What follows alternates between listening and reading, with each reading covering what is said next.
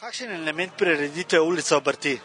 Poglejte, osnovni namen prireditve Ulica obrti je pokazati Mariborčanom, Mariborčankam in pa seveda našim članom, da dejansko živimo, da smo aktivni, da tudi v teh gospodarsko turbulentnih časih obrt, podjetništvo živi in ima neke sposobnosti in kapacitete, ki jih lahko ponudi tako v regiji Štajerske kot pa tudi celotni Sloveniji.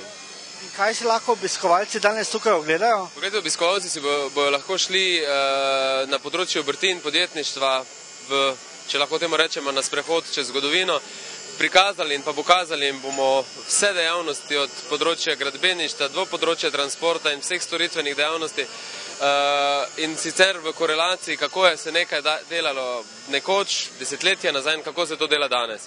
Tako da dejansko bodo vsi obiskovalci mesta Maribor danes lahko pogledali tudi v končni fazi, kako se je kovalo pred leti, kako se to dela danes in kako se je lahko z sodobnim avtobusom popeljete po Mariboru danes in kako se boste lahko in bodo se lahko obiskovalci z 60 let starim avtobusom popeljali po Mariboru. Sodelovanje ste povabili tudi srednje strokovne šole, z njimi boste podpisali tudi pismo o sodelovanju. Zakaj? Poglejte, Močna obrtno-podjetniška zbornica Maribor izredno velik poudarek daje izobraževanju in sicer izobraževanju naših bodočih kadrov.